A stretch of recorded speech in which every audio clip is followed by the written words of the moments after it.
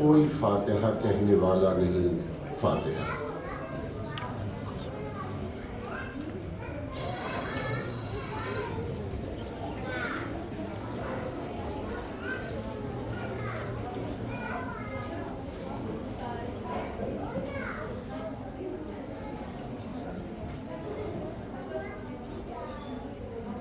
اعوذ باللہ من الشیطان اللعین الرجیم.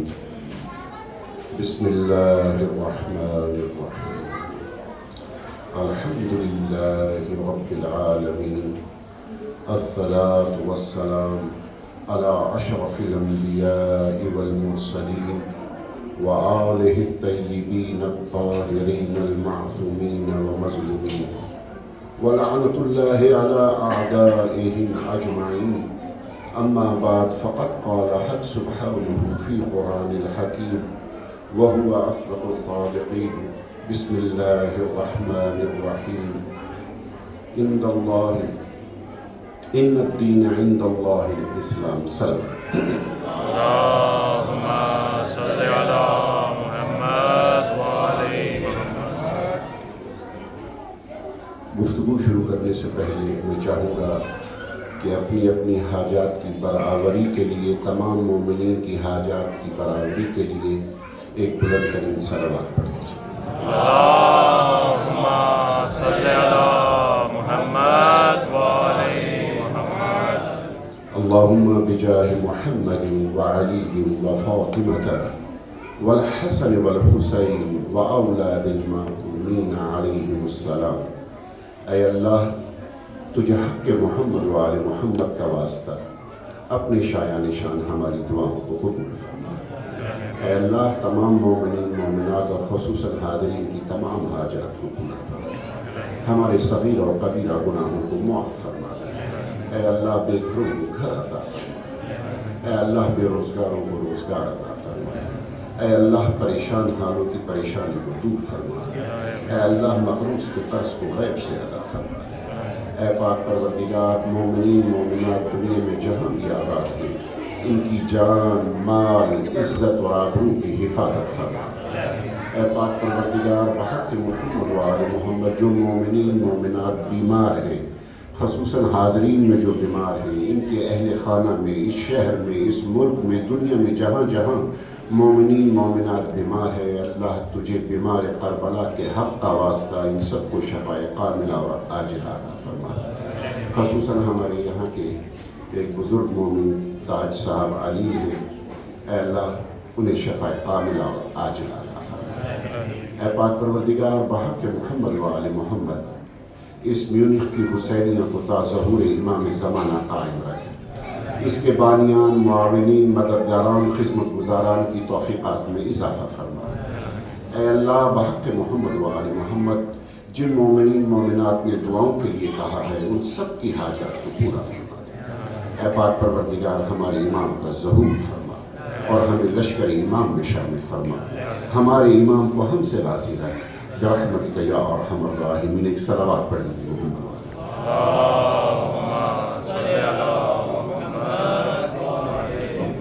عزیزان گرامی مرتبہ، وقت کافی گزر چکا، لیکن جتنا بھی بیان کر سکوں میں ضرور کروں گا اور اپنے وقت میں ہی گفتگو ختم کرنے کی کوشش کروں گا. عزیزان گرامی مرتبہ، آپ سے ایک التماس ضرور کرنی ہے مجھے، ہر اس شخص سے کہ جو یہاں پہ اپنی فیملی کے ساتھ رہتا ہے، خصوصاً کہ آپ مذہبی اداروں سے جڑیں اور ان سے جڑ کر کے رہیں، تاکہ آپ کی شناخت، آپ کا دین، آپ کی زبان قائم رہ سکے، آپ کی پہچان مٹنے نہ پائے. عزیزان گرامی مرتبہ، خصوصاً اپنے بچوں کو ان دینی محافل میں ضرور لائیں، اور اس وجہ سے کہ گھر پہ نہ چھوڑیں کہ بچہ ہے یہاں پہ آ کے تنگ کرتا ہے، پریشان کرتا ہے. نہیں، کوئی بات نہیں. ہم جب یہاں پہ نماز پڑھ رہے ہوتے ہیں تو بھی بچے میرے سامنے سے گزر رہے ہوتے ہیں، کبھی سجدہ کو پاؤں لگا کے چلے جاتے ہیں، کبھی آگے آ کے بیٹھ جاتے ہیں.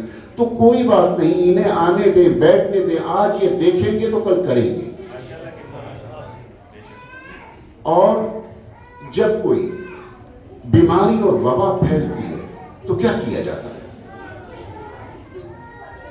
آپ اپنے بچے کو مرکز صحت میں لے کے جاتے ہیں اور وہاں سے حفاظتی انجیکشن لگواتے ہیں۔ آپ جس دیار غیر میں رہ رہے ہیں یہاں پہ ہزاروں بلائیں ہیں، ہزاروں بیماریاں ہیں کہ جو منہ کھولے آپ کے بچوں کو نگلنا چاہتی ہیں۔ اگر آپ نے اپنے بچوں کی ویکسینیشن کرنی ہے تو اپنے بچوں کو دینی مراکز میں لائیں اور دینی مراکز کے ساتھ جوڑ کے رکھیں۔ اگر آپ نے ایسا کر لیا تو آپ نے اپنی نسلوں کو بچا لیا اور خدا کی بارگاہ میں خود بھی سرخرو ہو گئے۔ اور اگر ایسا نہ کر پائے اور اولاد کی تربیت نہ ہو سکی تو جان لے کہ آپ خدا کی بارگاہ میں جواب دے ہیں۔ آپ اس سے بری الذمہ نہیں ہیں کہ جی ہم سے جو ہوتا تھا کھانا کمانا ہوتا تھا ہم نے کر دیا اور ختم ہو گیا۔ نہیں، آپ کی صرف یہ ذمہ داری نہیں ہے، آپ کی ذمہ داری ان کی مکمل تربیت کرنا ہے۔ تو اپنی صحت و سلامتی کے لیے اور اپنے بچوں کی سلامتی کے لیے ایک بلند ترین صلوات پڑھ لیجیے۔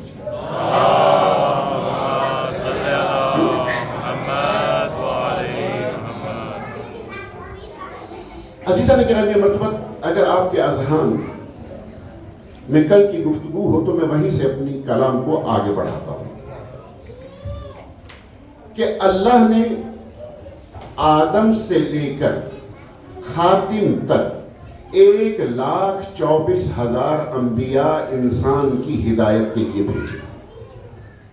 ہر دور کے انسان کی ہدایت کے لیے اللہ نے نبی بھیجے ہیں، اور ایک معروف تعداد کے مطابق جو ہمیں ملتی ہے روایتوں میں کہ 1,24,000 نبی اللہ نے بھیجے ہیں، یعنی 1,24,000 استاد آئے ہیں انسانیت کو علم دینے کے لیے۔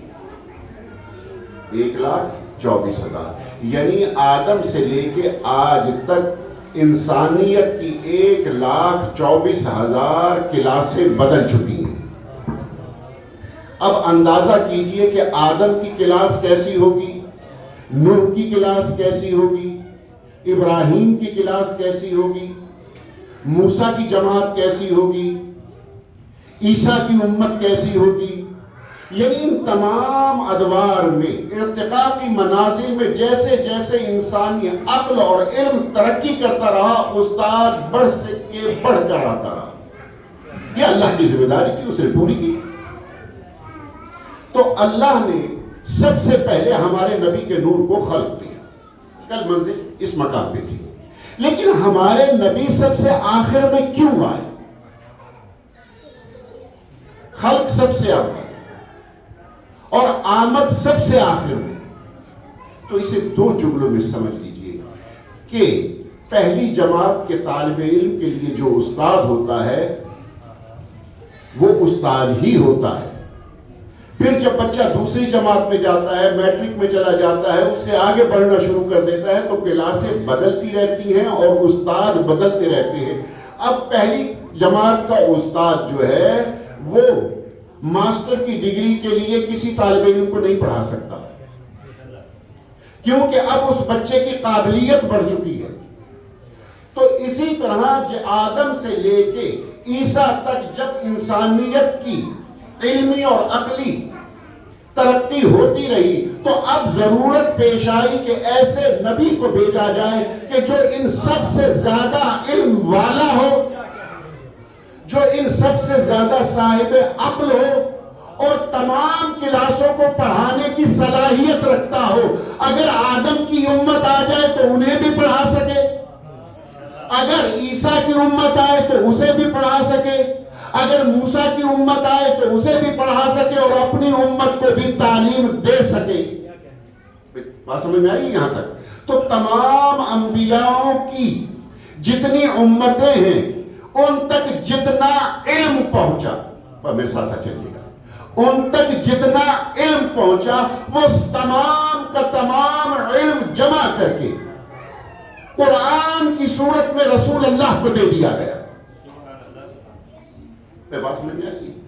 تھوڑی دیر میرے ساتھ چلیے تاکہ یہ مشکل آسان ہو جائے. تو اللہ نے تمام علم قرآن حکیم میں رکھ دیا اور انبیاء کو بھیجا اور آخر میں ہمارے رسول کو بھیجا. ہمارے رسول کی ڈیوٹی کیا ہے یہ جاننا بہت ضروری ہے. بس اگر اس منزل پہ آپ میرے ساتھ آ گئے تو گفتگو آسان ہو گئی. رسول اللہ کی ڈیوٹی کیا ہے؟ رسول اللہ کے آنے کا مقصد کیا ہے؟ اللہ نے رسول کو زمین پر کیوں بھیجا؟ تو اللہ نے سورہ جمعہ میں آواز دی، هو الذی بعث فی الامیین رسولا منہم یتلو علیہم آیاتہ ویزکیہم ویعلمہم الکتاب والحکمہ وَإِن قَانُوا مِن قَبْلُ لَفِي ضَلَالٍ مُبِينٍ. صلوات پڑھ دیجیے.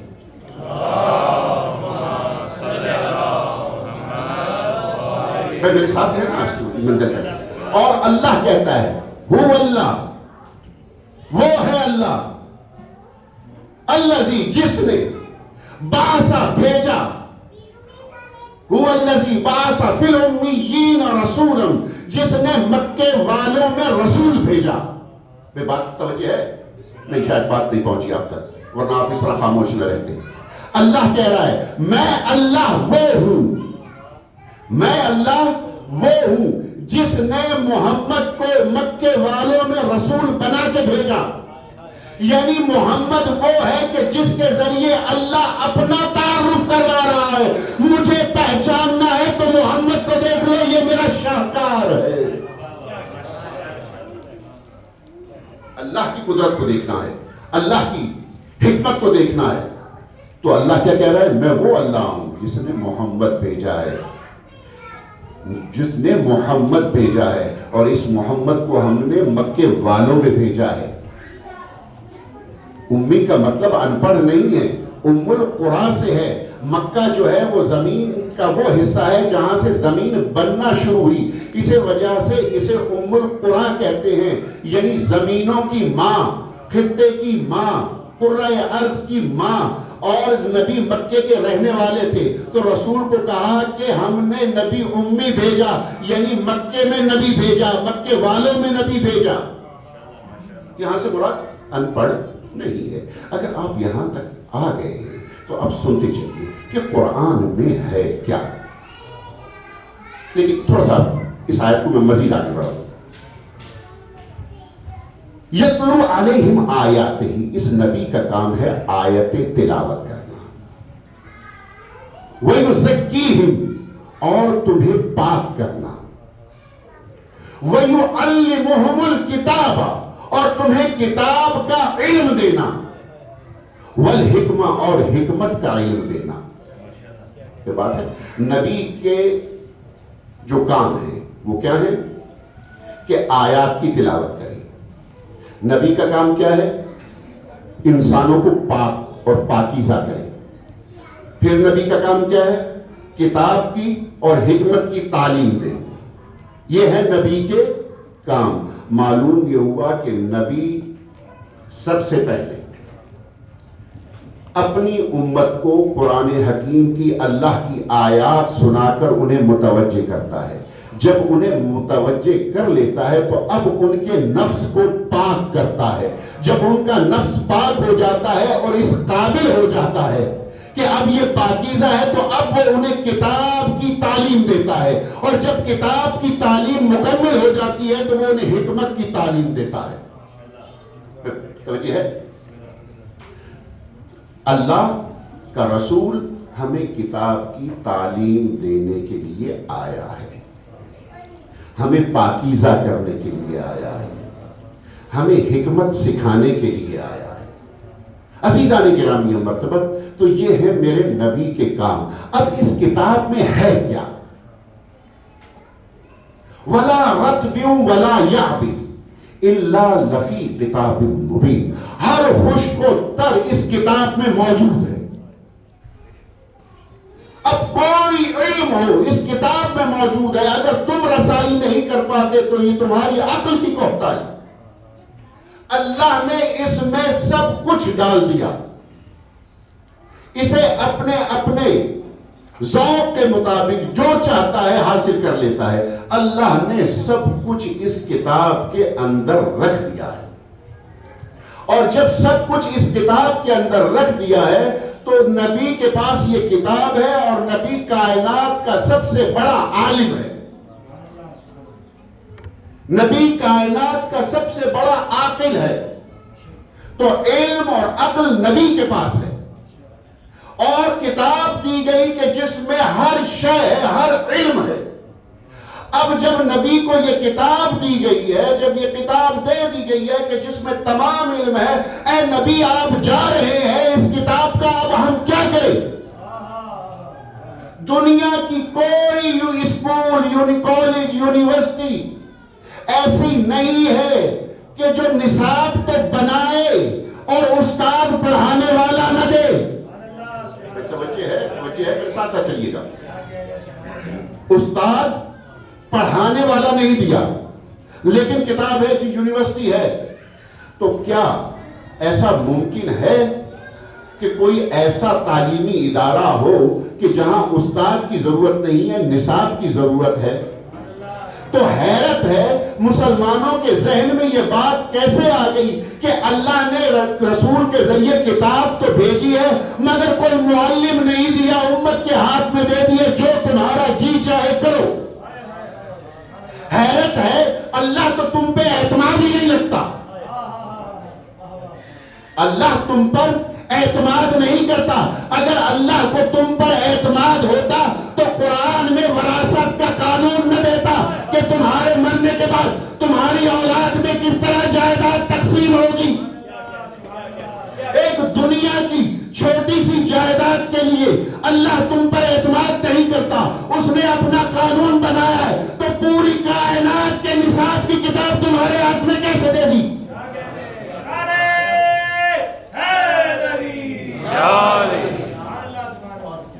میں بات یہاں تک کہ سمجھ میں آ رہی ہے. تو اب نبی کے بعد ضرورت ہے ایک ایسے معلم کی جو کتاب اس طرح پڑھائے کہ جس طرح صاحب کتاب نے پڑھائی. توجہ ہے؟ آج لوگ کہتے ہیں جی ہم نے ترجمہ پڑھ لیا ہمارا مسئلہ حل ہو گیا. حیرت ہے، ترجمہ پڑھ لینے سے آپ کے مسائل حل ہو جاتے ہیں؟ واہ واہ بھائی، بڑی خوب کی بات ہے.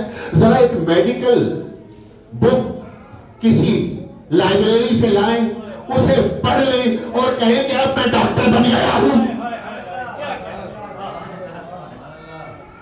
ارے ایک معمولی سا علم طب پڑھ لیں کتاب، ایک کی جگہ 2 پڑھ لیں، 2 کی جگہ 10 پڑھ لیں اور کہیں کہ اب میں ڈاکٹر ہوں.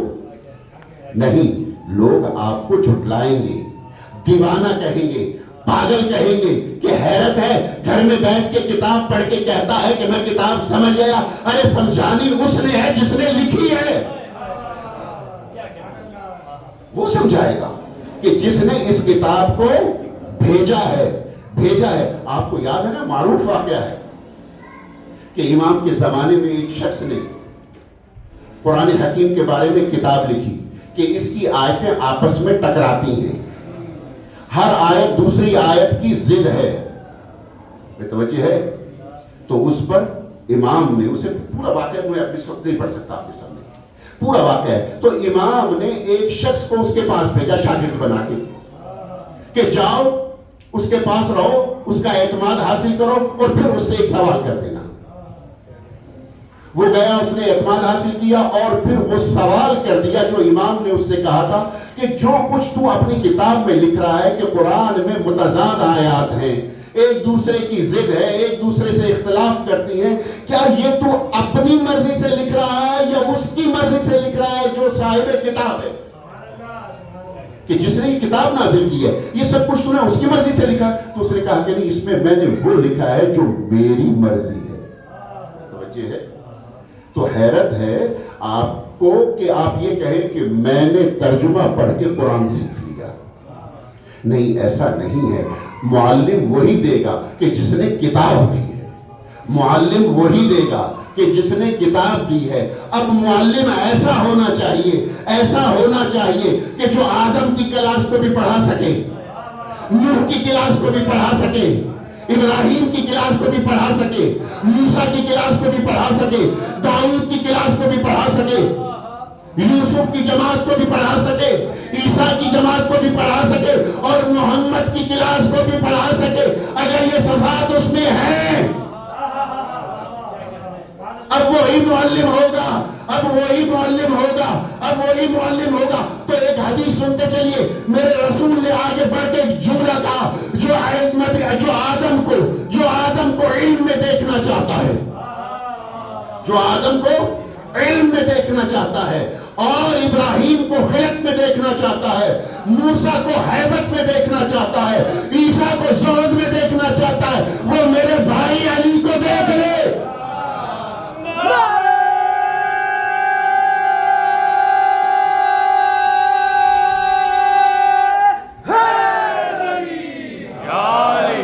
وقت کی قلت ہے, میں جلدی سے پڑھ رہا ہوں آگے. یعنی تمام انبیاء کی صفات کو اگر جمع کر دیا جائے تو علی بنتا ہے. تمام انبیاء کی صفات کو اگر جمع کریں تو علی بنتا ہے. اور اگر کوئی یہ کہہ دے کہ علی انبیاء سے افضل ہے تو پریشانی کیا ہے؟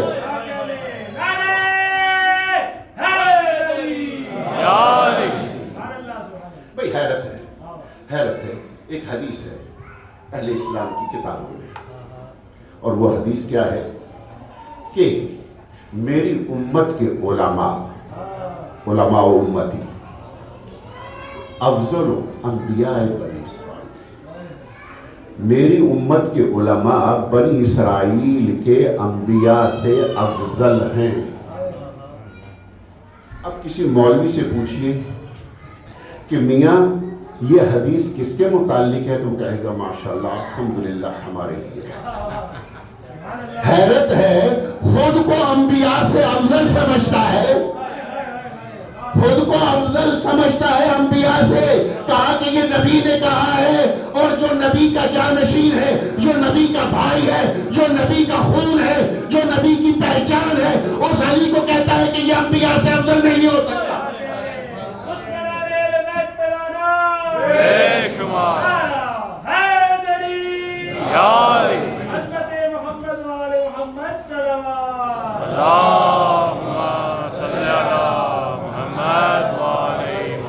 آج مجلس دیر سے شروع ہوئی ہے, لیکن وقت پہ ختم کرنی ہے, اس وجہ سے بڑا جلدی میں پڑھ رہا ہوں. اور وقت کی قدر کیجیے. جو قومیں وقت کی قدر نہیں کرتی, کوئی بھی ان کی قدر نہیں کرتا. اپنے وقت کی قدر کیجیے. عزیزان گرامی مرتبہ, علم اور علم, دین اسلام کیا ہے؟ علم.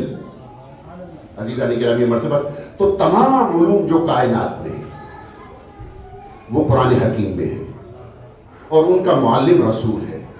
اب رسول کا یہ کام ہے کہ یا رسول اللہ آپ جا رہے ہیں, اپنے اللہ سے کہیں کہ ہمیں ایک ایسا استاد دے دے جو رسول کے بعد بھی ہمیں قرآن کی تعلیم دے, ہمیں رسول کے بعد بھی قرآن کی تعلیم دے, جو رسول کے بعد قرآن کو سمجھتا ہو. تو بس ایک بار میرے رسول کا دین ابھی مکمل نہیں ہو پایا, دین مکمل نہیں ہوا. تمام شریعت آ چکی, تمام قرآن نازل ہو چکا, مگر اللہ یہ نہیں کہتا کہ محمد اب دین مکمل ہو گیا. کہا کہ نہیں, اے محمد آج غدیر میں ان سب کو روک لے, اور اعلان کر کہ میرے بعد امت کا استاد علی ہے.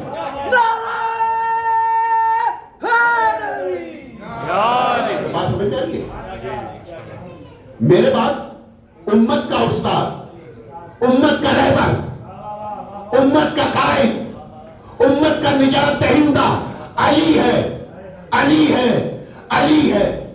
اب جب نبی نے اعلان کر دیا, انشاءاللہ اگر وقت ہوا کہ اگلے ایام میں تو میں شاید اس پہ مزید گفتگو کروں. جس وقت نبی نے اعلان کر دیا, وہ دین جو آدم سے شروع ہوا تھا رسول اللہ تک پہنچ گیا. جب علی کی ولایت کا اعلان ہو گیا, علی کی قیادت کا اعلان ہو گیا, اللہ نے کہا کہ میں نے قرآن کو لاوارث نہیں چھوڑا, میں نے امت محمد کو لاوارث نہیں چھوڑا.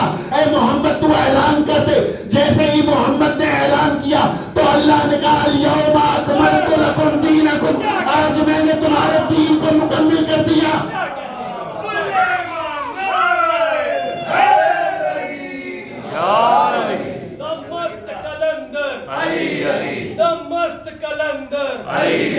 چڑیوں کی چہک میں, ڈالی کی لٹک میں, پھولوں کی مہک میں, ڈوبو تو کنارہ, پٹکو تو سہارا, ہم سب کا رہبر, ہم سب کا مولا, آقائے کمبر, مولا ابو ذر, دمست کلندر, دمست کلندر, تو قبر کے باہر جو کر لے تیری قبر کے اندر.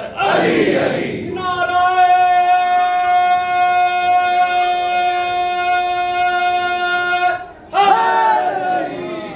اب سمجھ میں آیا کہ جو دین ہے وہ قانون الہی کا نام ہے, اور قانون الہی اس وقت تک مکمل نہیں ہوتا جب تک کہ ولایت علی کا اقرار نہ کر لو. توجہ ہے؟ تو علی اسی طرح صاحب علم ہے کہ جس طرح رسول, اور بذات خود مولا کائنات کہتے ہیں کہ مجھے رسول نے علم اس طرح منتقل کیا کہ جس طرح ایک پرندہ اپنے بچے کو دانا منتقل کرتا ہے, یعنی بغیر تبدیلی کے. بھائی آپ تک میری باتیں پہنچ رہی ہوں گی یقیناً. میں نے بھی کہیں سے لی ہوں گی تو وہاں سے یہاں تک آنے میں کچھ بدل گیا, جب یہاں سے آپ تک پہنچا کچھ بدل گیا, جب آپ کہیں اور پہ پہنچائیں گے تو بدل جائے گا. نہ یہ الفاظ رہیں گے, نہ یہ کیفیت رہے گی, نہ یہ حالت رہے گی. تو علی کیا کہتے ہیں, نبی نے جس طرح علم حاصل کیا ویسے ہی منتقل کر دیا بغیر تبدیلی کے. یہی وجہ ہے کہ قرآن میں تمام کتابوں کا نچوڑ ہے نا. تمام کتابیں اس میں ہیں, تورات بھی اس میں ہے, انجیل بھی اس میں ہے, زبور بھی اس میں ہے. سب کتابیں جو کل بائبل کی میں 72 کتابیں بتلا رہا تھا وہ سب کی سب قرآن میں ہیں. ٹھیک ہے, ان سب کے مجموعے کو قرآن کہتے ہیں. تو یہ سب کتابیں قرآن میں موجود ہیں, اور نبی اللہ کے حکم سے امت پر علی کو حاکم کر کے گئے ہیں. اور علی یہ کہتے ہیں اگر میرے لیے مسند عدل بچھا دی جائے, اور اگر اہل تورات آئے فیصلے کے لیے تو میں فیصلہ تورات سے کروں گا, اگر اہل انجیل آئے تو فیصلہ انجیل سے کروں گا, اگر اہل قرآن آئے تو فیصلہ قرآن سے کروں گا, حتیٰ کہ یہ کتابیں پکار اٹھیں گی کہ علی نے فیصلہ اس طرح کیا جس طرح اللہ نے ہم میں نازل کیا تھا. میں بات سمجھ رہے ہیں؟ علم, مجھے وہ ایک جملہ یاد آ رہا ہے, ایک روایت یاد آ رہی ہے, 2 جملے بھی سنتے چلیے گا کہ ابو ذر کہتے ہیں کہ ہم مولا کائنات کے ساتھ ایک صحرا میں سے گزر رہے تھے, اور وہاں پر چیونٹیوں کا ایک سیلاب دیکھا. چیونٹیوں کا سیلاب دیکھا. سیلاب سے تصور کیجئے کہ کتنیاں اس صحرا میں چیونٹیاں ہوں گی. اور میں نے جب ان چیونٹیوں کو دیکھا تو میں نے کہا سبحان اللہ, پاک ہے وہ ذات کہ جو ان کی تعداد جانتی ہے. پاک ہے وہ ذات جو ان چیونٹیوں کی تعداد جانتی ہے. مولا کائنات نے آگے بڑھ کے کہا ابو ذر ایسا نہ کہو پاک ہے وہ ذات کہ جس نے اسے خلق کیا. اب ابو ذر پلٹ کے کہتے ہیں مولا کیا آپ ان کی تعداد جانتے ہیں؟ کہا کہ ہاں میں ان کی تعداد جانتا ہوں اور یہ بھی جانتا ہوں ان میں نر کتنے ہیں اور مادہ کتنے ہیں، اور یہ بھی جانتا ہوں ان میں کس کی کتنی زندگی باقی ہے۔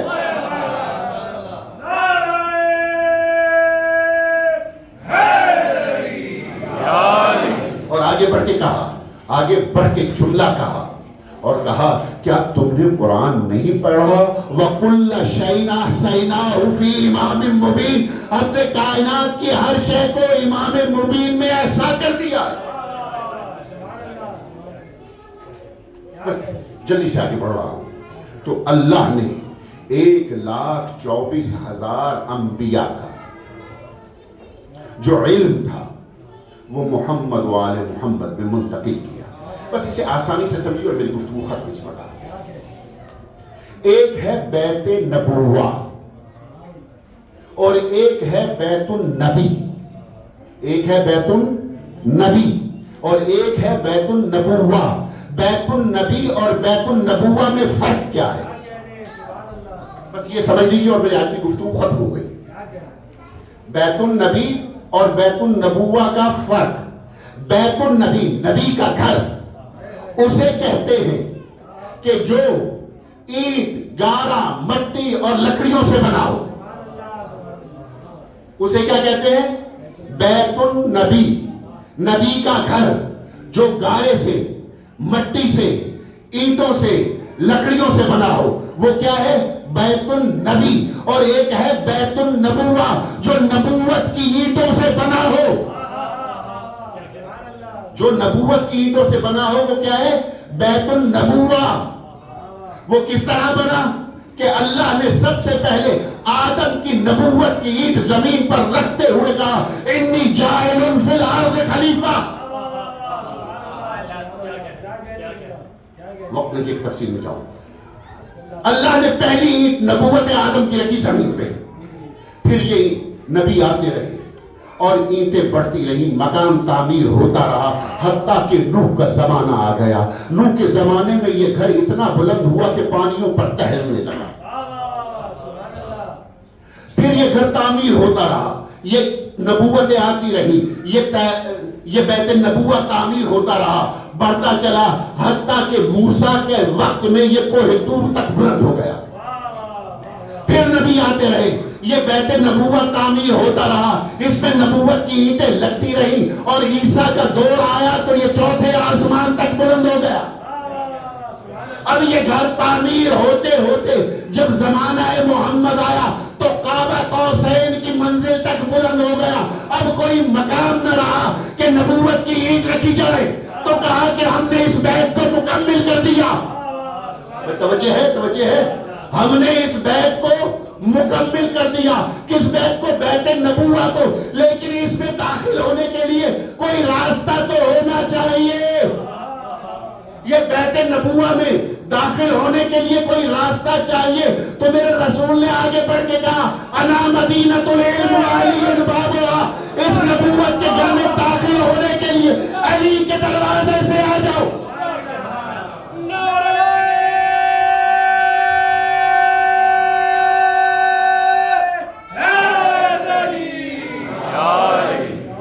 اب بیت نبوہ سمجھ میں آیا؟ آئیے میرے ساتھ چند لوگوں کے لیے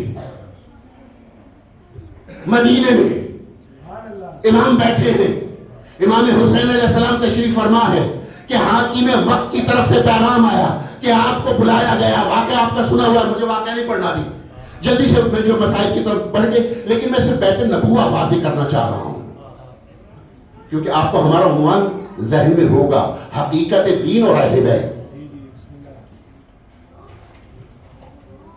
تو ابن زبیر بھی وہاں پہ بیٹھا ہے، وہ کہتا ہے فرزند رسول حاکم نے بلایا ہے، وجہ کیا ہے؟ کہا کہ ان کا تاغی مر گیا اور اس نے ہمیں اس سلسلے میں بلایا ہے۔ تو کہا کہ آپ جائیں گے؟ کہا کہ ہاں جاؤں گا۔ امام وہاں پہنچے، وہاں پہ مروان بھی موجود ہے۔ واقعہ آپ نے الحمدللہ سب کو یہ واقعہ تفصیل میں جانے کی ضرورت ہے۔ اس پر مروان نے ایک جملہ کہا تھا کہ انہیں جانے نہ دیں، اگر آج حسین چلے گئے تو خون کی ندیاں بہیں گی تو بھی حسین تمہارے ہاتھ نہ آئیں گے. تو اس پر میرے امام نے پلٹ کر کہا تھا، اے قبوتی آنکھوں والے کے بیٹے، اے مرجانہ کے بیٹے، اے نیلی آنکھوں والی کے بیٹے، تو مجھے موت سے ڈراتا ہے؟ تو جانتا نہیں نحن اہل بیت النبوہ، ہم اہل ہیں بیت النبوہ کے. یعنی امام نے مدینے میں ہی یہ اعلان کر دیا کہ میرا بیعت کرنا آدم کا بیعت کرنا ہے، میرا بیعت کرنا نوح کا بیعت کرنا ہے، میرا بیعت کرنا ابراہیم کا بیعت کرنا ہے، میرا بیعت کرنا موسیٰ کا بیعت کرنا ہے، میرا بیعت کرنا عیسیٰ کا بیعت کرنا ہے، میرا بیعت کرنا محمد کا بیعت کرنا ہے. یعنی محمد نے یزید کی اطاعت قبول کی.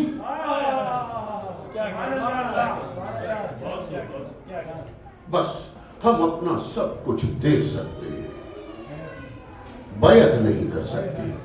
یزید تو نے دو چیزیں مانگی ہیں نا، بیعت یا سر.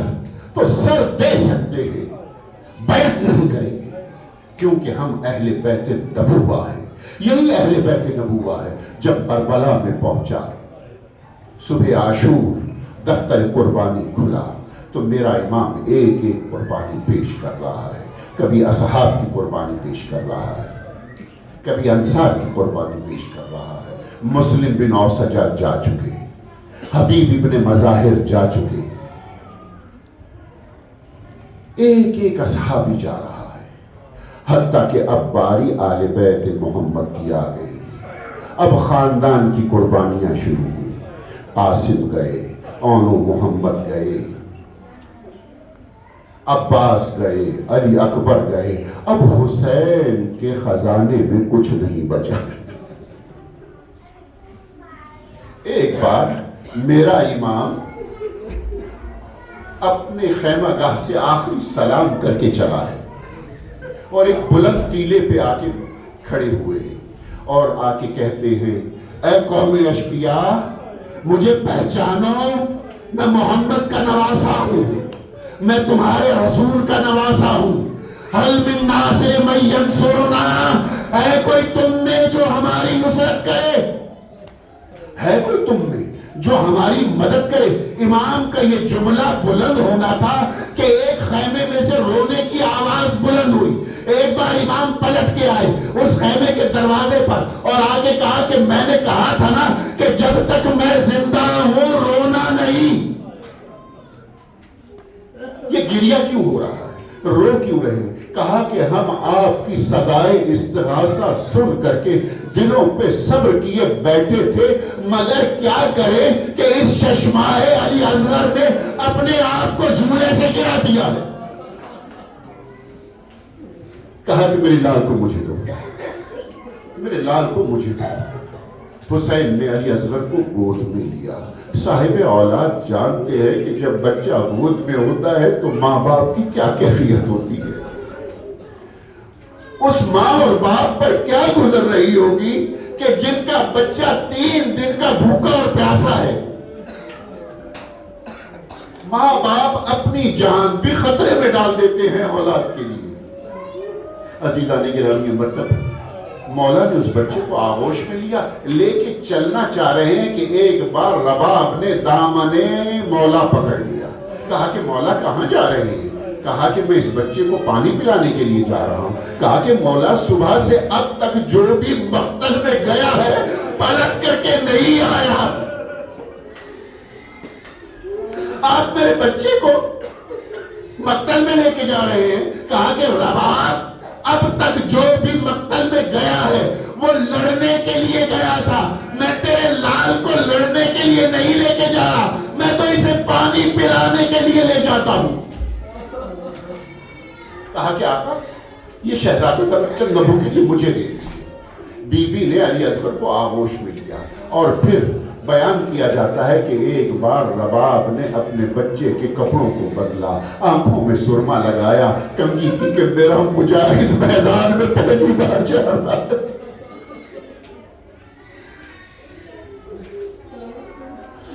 مولا ایک بار بچے کو لے کر کے میدان کی طرف چل پڑے. روایت یہ بتاتی ہے کہ امام نے اپنی ابا کا دامن بچے کے اوپر ڈالا. یعنی اتنا پیارا بچہ ہے کہ حسین کو یہ بھی پسند نہیں کہ سورج کی کرن اس بچے کو تکلیف پہنچائے. آ کر کے ٹیلے پہ کھڑے ہوئے اور کھڑے ہو کے کہتے ہیں اے قوم اشقیاء، میں تمہارا مجرم ہوں، تمہاری دشمنی میرے ساتھ ہے.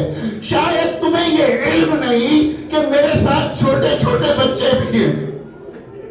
تم نے 3 دن سے ہم پہ پانی بند کر رکھا ہے، ہمارے بچے پیاسے ہیں. دیکھو یہ میرا 6 ماہ پیاسا ہے، اس کا چہرہ زرد ہو چکا ہے، اس نے پانی نہیں پیا. اگلا ایک جملہ سنیں گے آپ. کسی شریف انسان کے لیے، شریف النفس کے لیے یہی مصائب، یہی تکلیف سب سے بڑی ہوتی ہے کہ وہ اپنے گھر کی بات بڑے مجمع میں کرے. میرا امام کہتا ہے میرے بچہ پیاسا ہے، میرا بچہ پیاسا ہے، اس کی ماں کا دودھ خشک ہو گیا ہے.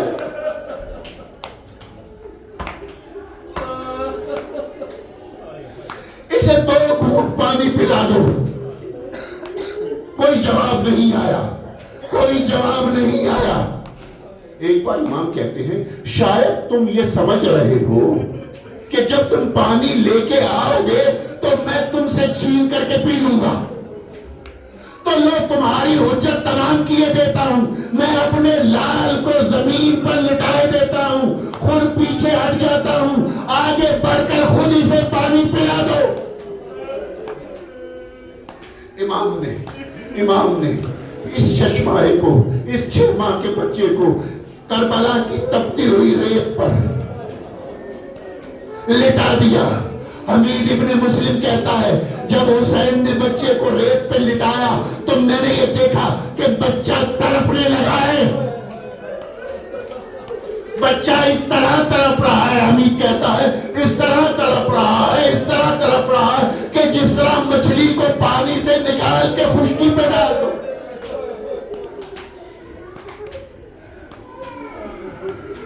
لیکن آگے کوئی نہیں بڑھا، آگے کوئی نہیں بڑھا. ایک بار امام آگے بڑھے اور شہزادے کو اپنی آغوش میں لیا. کہا کہ بیٹا جو میں کہہ سکتا تھا میں نے کہہ دیا، جو میں کر سکتا تھا میں نے کر دیا. اب بیٹا تو خود ان سے اپنی پیاس کا تذکرہ کر دے. ایک بار حسین نے اصغر کو اپنے ہاتھوں پہ بلند کیا، کہا کہ بیٹا انہیں اب بتلا دے. یہ بے زبان کیا بتائے لیکن حکم امام ہے. ایک ننھی سی گردن، ایک چھوٹی سی گردن آہستہ آہستہ لشکر یزید کی جانب گھومی اور علی اصغر نے خشک زبان کو سوکھے ہونٹوں پہ پھیرنا شروع کیا. ایک بار لشکر میں ہلچل مچ گئی کہ یہ کیا ہو رہا ہے، یہ کیا ہو رہا ہے. ابن سعد نے دیکھا کہ میرے لشکر میں بغاوت ہونے کیوں ہے. علی اصغر وہ کام کر گیا جو علی اکبر اور عباس نہ کر سکے.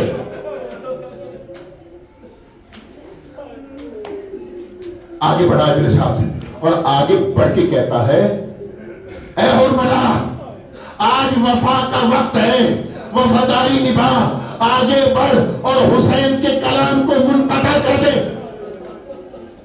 حرملا آگے بڑھا، اس نے 6 شعبہ تیر کو اپنی کمان میں رکھا اور تیر کھینچا، تیر چلا اور ننے سے علی اصغر کی گردن میں جا کے پیوست ہو گیا. ایک عظم سے دوسرے عظم تک کٹ گیا. یہ اتنا معصوم ہے، یہ اتنا معصوم ہے کہ اسے یہ بھی معلوم نہیں کہ تیر کھا کے روتے ہیں مسکراتے نہیں.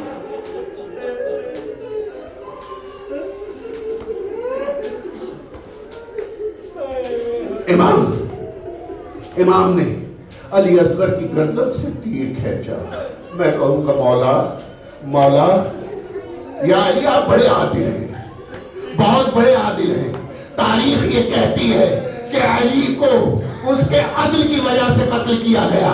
دنیا میں آج تک کسی کو بھی اگر قتل کیا ہے تو اس وجہ سے قتل کیا ہے کہ اس نے ظلم کیا، لیکن علی تجھے تیری عدالت کی وجہ سے قتل کیا. تو اے علی مجھے بتائیے کہ جو کام کربلا میں حسین کر رہے ہیں کہ علی اکبر کے سینے سے برچی نکال رہے ہیں، بتائیے علی اکبر کے سینے سے برچی نکالنا مشکل ہے یا خیبر کا دروازہ توڑنا مشکل ہے؟ میرا علی کہے گا میرا بیٹا جو کام کر رہا ہے وہ بہت بڑا کام ہے. میں آگے سے پلٹ کے اگر یہ کہہ دوں مولا یہ بتائیے کہ علی اکبر کے گلے سے برچی کھینچنا مشکل ہے یا علی اصغر کے گلے سے تیر؟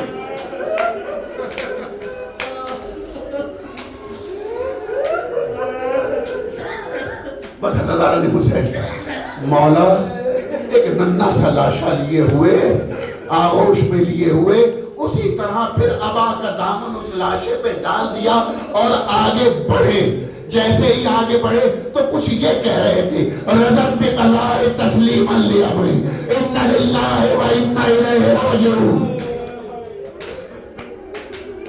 حسین آگے بڑھے لیکن مقتل نے کوئی ایسا واقعہ نہیں لکھا کہ کسی بھی شہادت پر حسین کی یہ حالت ہو، مگر یہ ننھا سا لاشا لیے ہوئے حسین آگے بڑھے، کہتے ہیں ان للہ و انا الیہ راجعون رضم بقضاء تسلیما لامری، اور آگے بڑھ کے پھر پیچھے پلٹے مولا یہ کیا ہو رہا ہے؟ آپ آگے بڑھتے ہیں پیچھے پلٹتے ہیں. کہا کہ شاید امام یہ جواب دے ماں سے کہہ کے آیا تھا پانی پلانے لے کے جا رہا. 7 بار امام آگے بڑھے پیچھے ہٹے اور پھر ایک بار آ کے در خیمہ پہ آواز دی. ماں سے پہلے ایک ننھی سی بچی خیمے میں سے نکل کے آئی جسے آپ سکینہ کے نام سے جانتے ہیں، آ کے بابا کے دامن کو تھام لیا اور تھام کے کہتی ہے بابا میں پہلے ہی کہتی تھی آپ مجھ سے زیادہ علی اصغر سے پیار کرتے ہیں، میں بھی پیاسی ہوں، علی اصغر بھی پیاسے، آپ نے علی اصغر کو پانی پلا دیا اور میں ابھی تک پیاسی.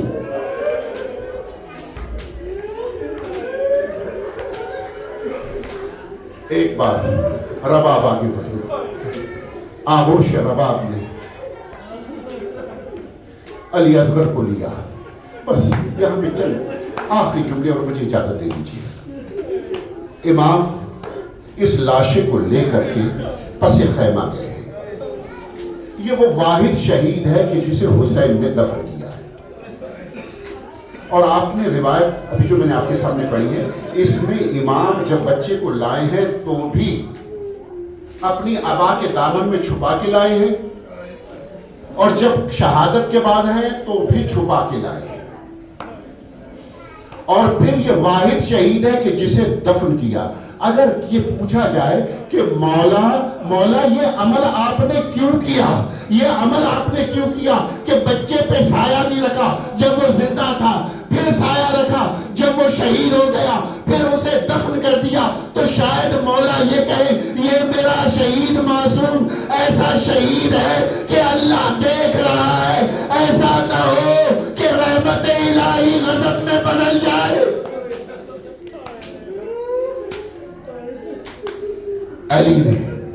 علی کے لال نے کربلا کے میدان میں ایک ننھی سی قبر کھودی، ایسی قبر کھودی کہ جو ماں لاشا اٹھا کے لائی.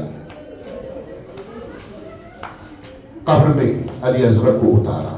لیکن مسلمانوں تمہارے ہاں یہ دستور ہے کہ جب قبر کھودی جاتی ہے تو اس پر لاش دفنانے سے پہلے کچھ تختے رکھے جاتے ہیں تاکہ لاش پر مٹی نہ گرے، مگر کربلا میں یہ میسر نہ تھا.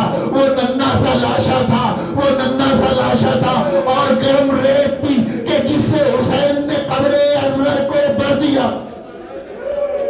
مسلمانوں اٹھو، ہمارے یہاں سنت ہے کہ قبر پر پانی ڈالا جاتا ہے. آؤ علی اصغر کی قبر پہ چند قطرے پانی کے ڈال دو. لیکن وہاں پانی نہ تھا. ایک بار حسین اس لاشے پہ قبر پہ بیٹھے اور بیٹھ کر کے گریا شروع کیا. آنسو قبر پہ گرے